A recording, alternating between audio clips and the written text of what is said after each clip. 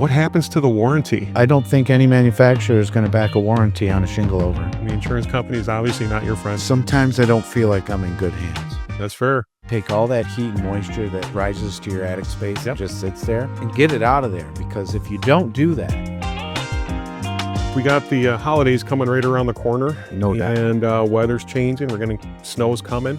What are some things that homeowners need to address to get into the new season? What are some things they need to do? So yeah, with snow about to fly and winter bearing down on us here in Michigan, these roofs see a lot of wear and tear in the winter months. First things first, you want to get a good roof inspection by a licensed and insured roofing contractor. Most of them do offer free inspections. And some of the things they're going to be looking for on that roof inspection are, A, do you have proper attic ventilation, right? Because prior to about 1980, I don't think architects, builders, roofers, these kinds of guys had an idea of how much proper attic ventilation affected the life of your roof. But the technology and the knowledge has really come a long way since then. You know, in order to have a healthy attic space, you really do need to get 2 parts of intake to 1 part exhaust is kind of the general rule of thumb that I use. There's a formula for figuring out which products and components work best to maximize that attic ventilation system. But essentially what you want to do is create convection in the attic space where the cold air comes in, circulates with the heat and moisture that's been generated in the home, and then expels all of that heat and moisture out the ridge. And what are you trying to do by inspecting the attic space? What are you looking for? So we do look for that proper amount of intake and exhaust. Intake's going to be what air comes in under your eaves or at your soffits, and in some cases, when you don't have soffits, there's other means that can be implemented to get that intake. And then you want to have adequate exhaust as well. The other thing we look at when we do get into that attic space is to make sure you have a proper amount of insulation up there. Most homes today, especially those built prior to 2000, do not have adequate insulation unless you've taken some measures on your own to get that taken care of. And why wouldn't they? You know, the R values that constitute energy efficiency have changed over the years, as have the products. Another thing that happens is, especially with blown-in insulation, but it also happens with the roll, the batt insulation, is it'll settle over time. So that what was originally maybe 14 or 16 inches of insulation has, over the course of 20 years, it will compress, settled about 2 inches or more. And so now you don't have the R value that you used to have. And as I said a minute ago, the R values have changed over the last 20. So for the state of Michigan, in our area, in our zone, what are we looking for?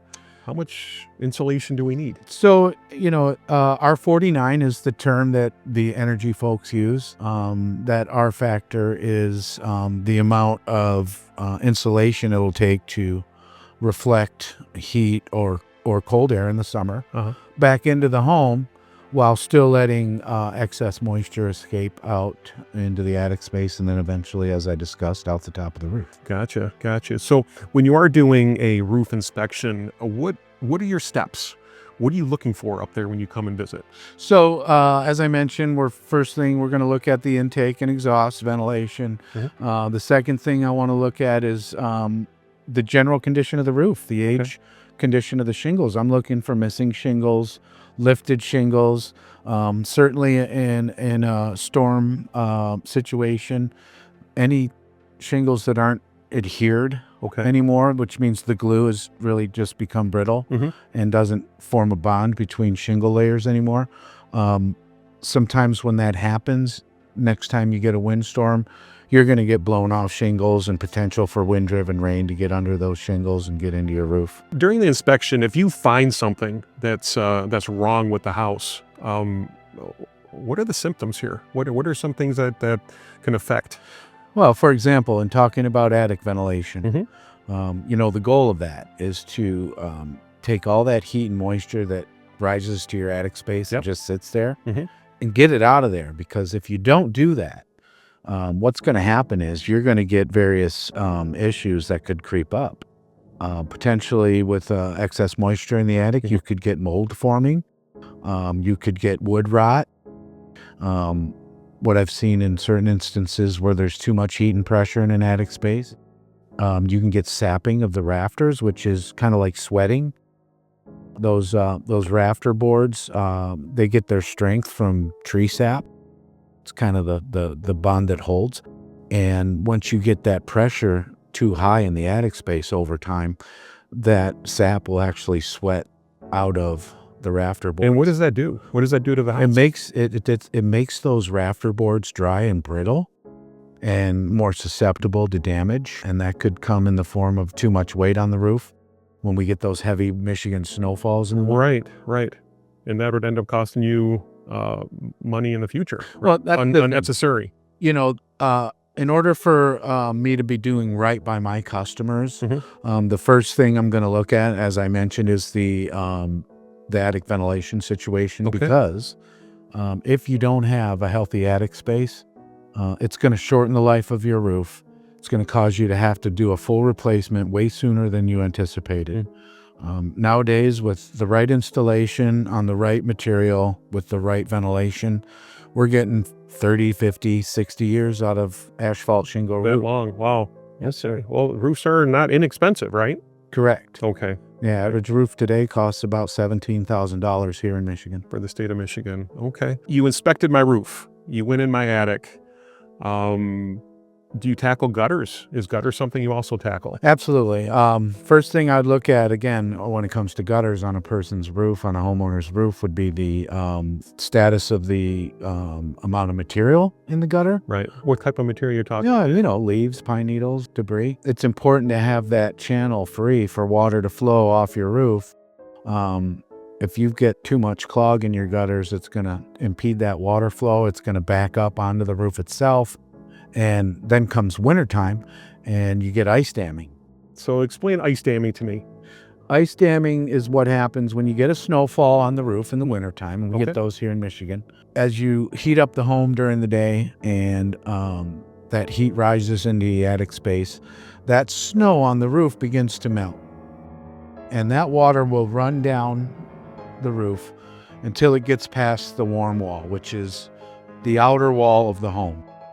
Once that water melts and runs down past that warm wall, it'll refreeze when it hits cold air. Hence causing a dam. Causing an ice dam. Got you. Now, all the future melting water that's coming down that roof line, once it gets past that warm wall, it's going to back up and create more ice damming until eventually water is just going to be running back up under the shingles and wreaking havoc. And if I did have an ice dam, what am I looking for? Would there be active water in my home? There could be. So the biggest problem with ice damming that goes left unchecked is that once that water backs up under the shingles, it could work its way down. It could penetrate the wood decking, make its way down into the wall cavity. If you're lucky, it'll hit the ceiling first and you'll see a water stain and you'll hopefully catch it in time. But a lot of times it'll avoid the ceiling and it'll go straight down into the wall cavity and start rotting that inner wall from the inside out. Obviously, we do not want that happening. Our homes are our biggest investment, right? Well, yeah, your roof protects everything you own, right? Absolutely. Pretty much. Absolutely. So if I did have an ice dam, how do I resolve it? How do I fix that? Well, again, first and foremost would be getting a roofing contractor out to your home to assess your roof in general, but primarily your attic ventilation and your insulation. And addressing that first will often lead to the fix. That fixes most problems. See, what you're trying to do by drawing that cool air into the intake from the outside is you're trying to equalize the temperature right below the roof to as close as you can the temperature outside, right? You want to be within about 10 degrees. Okay. If you can get that temperature outside and inside equalized, you can definitely prolong the life of your roof and prevent a lot of that melt and ice damming. Meanwhile, you're taking the heat and moisture out the roof, out the ridge. And again, it's like a domino effect. It's a domino effect. Okay. So you went on my roof, went in the attic. If I do not have the proper intake or exhaust on the house, how's that fixed? What are your next steps or to help me to have a healthy home? Well, again, any roofer worth their salt will know through what you have in place now, what it'll take to fix the ventilation issue if there is one. They'll make recommendations. In most instances, it's a matter of adding more intake. So in my experience, that's where most homes are lacking, is the amount of intake or air coming in. Because if you don't have anything coming in, there's nothing to mix with the inside attic air to take it out. Correct. So, but we're going to also look at exhaust as well if that's too much or inadequate. What type of exhaust are on homes? Does it depend on the home? How do you guys decipher that? Yeah, most people know very quickly by looking at their roof what kind of exhaust, if any, that they have. The most common kinds you'll see, and again, that's changing now with technology. Yeah, I have some that they look like squares. Those are called roof vents. Okay. Turtle vents, can vents, box vents, many different names. But they're exhaust vents. And you're right, they're like little metal boxes or round turtle heads or, turtle shells. But more and more we see homeowners moving to what's called continuous ridge vent. And it goes right over the ridge, the very peak of the roof. And it allows that hot air and moisture to escape your roof that way. Yeah, we did have an inspector out when I purchased my home, and I had in the gable of the house there was also an opening. Why is that there? So in older buildings and older style construction and architecture, those vents were either for intake or exhaust. In most cases, I assume to provide some sort of intake. But when you've got that intake right up near the peak, where you also have your box vents or your cans, you're not really going to be moving much air. Okay, so it's basically working against what you guys are trying to do. 100%. Okay. And what we try to do is when we get up there to install a new roof, and we've made sure that there's adequate intake from the eaves or somewhere close to that proximity, and then install or make sure there's enough exhaust ventilation at the top, we're going to block off those gable vents because they are counterproductive in a properly ventilated system. Yeah, I think my vents were an area where critters could get in and bugs could get in. Is that something that you see often? I do. I see birds getting in those areas in people's homes. Okay. Because they're supposed to have a screen over those gable vents. Yes. But those deteriorate over time and they get torn or ripped or birds will peck their way through there. Oh yeah, I've seen many. Well, they want to be in your house too, right? Sure. I mean, they want what we want. They want food, warmth. Food and warmth. Yeah. That's exciting. So Eric, you've been in a lot of homes, right? Oh boy, yeah. A couple a day for many, many years. Let's hear the good stuff. What are the horror stories that you see going into a house that's not properly vented, going into a house that the gables are not plugged? What are things that you see that the homeowners would like to hear about? So they don't do that. I have. I've seen some terrible situations. It appears to me like anything built in the 50s or before, they weren't real big on putting overhangs on homes. Where you've got, so you're talking like the bungalows, older homes. Older neighborhoods. And if you don't have any overhangs or soffits or eaves, as we call them, there's really no good way in those older homes that they could figure out back then to get intake into a home. So what you had, they'd put exhaust vents and they'd put the gable vents on the sides towards the peak. Those would do very little, though. They would exhaust some of the heat and moisture, but like we've talked about, you've got your roof peak here and you've got a gable vent on the side towards the top, and then you've got some cans that are exhausting hot air and moisture out the roof, causing that air a stale pocket. Yeah. Okay. So anything or a hot roof. A hot roof. I like that. That's exactly right. And what I've seen in those instances is those houses are super susceptible to ice damming. Okay. And the wood rot starts down at the bottom of the rafters. Icicles off the gutters that will eventually rip the gutter off the house. It will, and Okay. I've seen that. Mhm. But more importantly, you get the ice damming down at the eave, down at the bottom of the roof line, and that water keeps backing up, and now you're getting water under your shingles. Mhm. It penetrates the underlayments, gets into the wood, and I've seen the whole eave of the house, from one end to the other, completely soft and rotted. So now you're replacing rafters, you're replacing decking. You're into a major construction project as opposed to just buying a new roof when you need to. But again, no matter who you buy from, always remember that they need to address the ventilation situation with you. It probably should be the first thing they talk about with you.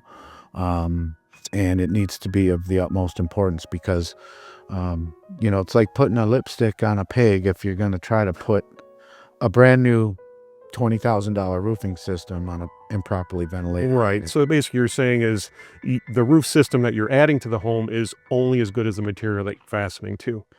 Correct. Okay. So if I needed you, how would I find you? Well, we're available to do free roof inspections year round.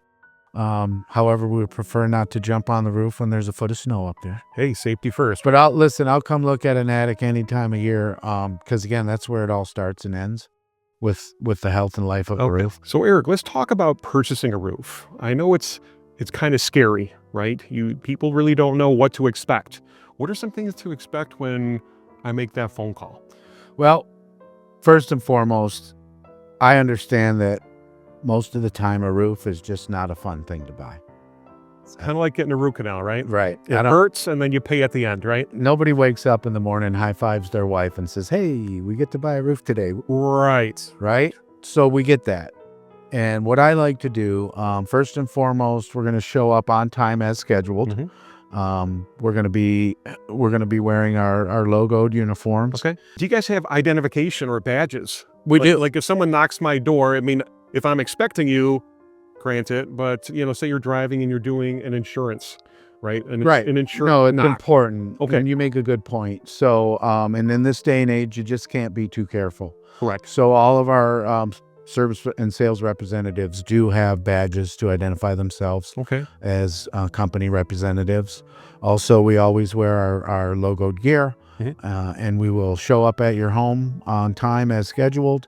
We will get some questions answered, kind of try to find out what's going on. What are you asking me when you? Well, some of the more basic things that I ask customers is, do you know how old the roof is? Uh-huh. Are you having any issues? Are you seeing any water stains? Have you noticed any leaking? Are the gutters functioning properly? Have you noticed anything wrong with that? So we're going to ask you some questions to kind of find out what's going on, being that we're not here all the time, right? Right. And we're certainly not usually here in a rainstorm. Right. So, we'll ask you some questions to try to figure out if there's anything bad happening. And if there's not, we can discern that through our inspection. But once we, have a few chat words with you, we're going to get in the attic space. I always like to start there so that before I get on the roof, I know if there's going to be any soft areas that I need to be aware of and be careful of. And how would you notice that? Well, what are you looking for when you're looking for a soft area? Yeah, so when I get in the attic space, I'm going to be looking for wood rot. A lot of times in older homes, the roofing deck, the wood decking that's under the shingles, is only a 1/4 inch plywood or something. And I've seen it where you get 1 or 2 layers of shingle on that roof over the course of 30, 40, 50 years. That weight, plus the snowfalls in the wintertime and things of that nature, are going to stress those deck boards between the rafters. And I've actually seen many homes where just due to age and the poor materials that were used in the beginning, those deck boards are cracking between each and every rafter. Wow. Yeah. Wow. So state of Michigan, Yeah. how many layers are you allowed on your roof? well, code will allow up to 2 layers, I Okay. believe. Okay. I don't ever recommend doing a shingle over. And why? It's just important that when you do a roof replacement, you tear off that old material so that you can get a really good, clean, clear picture of what you're working with. Because who wants to put a brand new roofing system on an inferior wood deck or maybe some rafter issues, Right. right? That makes perfect sense. So if a homeowner did that, what happens to the warranty? As far as doing a shingle over, Mm-hmm. yeah, I don't think any manufacturer is going to back a warranty on a shingle over. Mm-hmm. It's not a valid warranty at that point. Got you. Got you. So if the homeowner is budgeting, trying to save money, and they do that, the most expensive roof is the one you have to do twice. Correct. Gotcha. Gotcha. Yes. And I got to tell you, I can't stress this enough. It is so important to tear off the old roof before you install a new one. And by the way, having that full warranty in place is a super valuable thing to have. You're spending $15,000, $20,000, $25,000 on this roof. So you want it to last, right? Okay. These warranties, and especially the one we offer, which I don't think can be beat anywhere, are 50-year against material defect, non-prorated, fully backed by Owens Corning, and then they fully back our 25-year workmanship warranty, which means if Premier Roofing goes out of business in 10, 20 years, God forbid, you just contact Owens Corning and they will find another preferred installer to fix that problem for you. Okay. And does that warranty, is it transferable? It is. Yep. Our warranties are transferable one time. Mm-hmm. So whether you sell the home or deed it to a family member, you can, for a small fee, I think it's $125, transfer that warranty over to the new homeowner. And that'll go a long way to getting a fair price for your home when you do decide to sell. So we're building value in essence, right? Yeah, we are. And I don't know if this has changed, but I read a while back that a new roof, your return on investment for that $20,000 roof is averaging about 60,000 or 60% if you sell within 5 years. 10 grand more for your home if you have a new roof on it. And not only that, but it looks better, right? And Curb if a appeal, yep. homeowner is purchasing a home, what are they going to go after? They're going to go after your roof. They're going to go after your kitchens and bathrooms, not properly dated, and your HVAC systems. So those are the three big ones. Those are the big If three. you got a brand new roof on your home, you can bump up the price of your home and you'll get it. That's fair to say? It is fair to say. Yeah, I've seen it time and time again.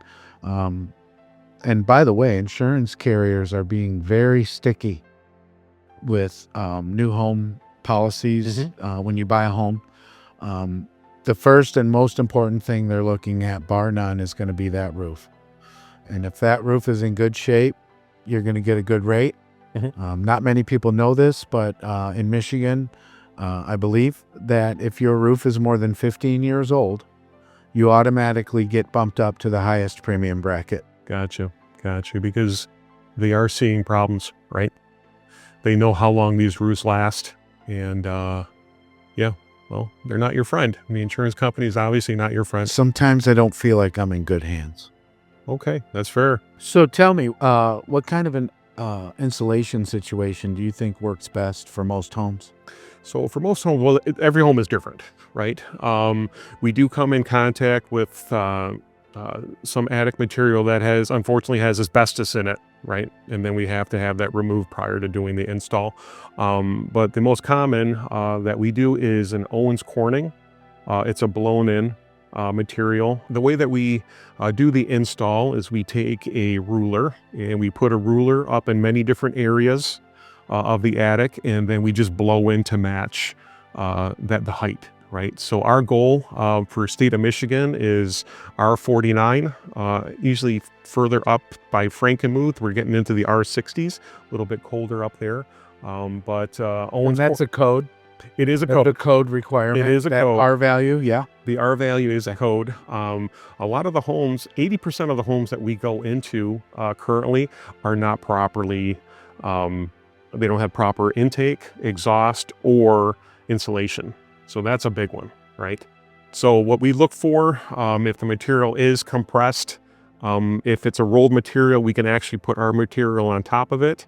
But if it is, unfortunately, asbestos, that has to be removed prior. Gotcha. So that R value, that's just a simple way of saying how good this stuff holds heat in your home, Yes, yes. right? So Owens Corning, huge company. They've been around a long time, and their insulation, Pink Panther, right? the Pink Panther. So right. everything that they do pertaining to insulation is coated pink. If you see pink in your attic, it's Owens Corning. Oh, Yep. Yep. interesting. Yep. They've been around That a long makes sense, though. Yep, they've been around a long time. Their fiber was also in the Apollo, right? In the space mission, the spacesuits that the astronauts, Owens Corning. The body for the Corvette, Owens Corning. These are big companies. Oh, yeah, yeah. They have really, really good engineers, and they targeted a market, a lot of roofs out there, right? And roofing is one of their big ones. Sounds good. I think they made a name for themselves in that Absolutely. marketplace, for sure. Absolutely. Eric, I appreciate the time. No problem. Homeowners got a little bit of education today of what needs to be done. Like I said, Thanksgiving's coming up, Christmas right around the corner. How can I reach you? How can I get you out to my home? Yeah, so you can give us a call. You can reach us via our website. We're on various social media platforms, Instagram, Facebook. I've seen your vehicles all over town, so you guys are doing a lot of work. Yep, we definitely Wonderful. get around. You'll see our yard signs posted at various jobs that we're doing around town. And how long have you been in business? We've been over a decade. Over a decade. Yes, sir. Licensed and insured company? Licensed and insured. And by the way, I want to just say to all the homeowners, no matter who you call, make sure they're licensed and insured, and make sure that they're giving you adequate education and information on their processes and services. Fantastic. I appreciate it. Thanks for coming out. No problem.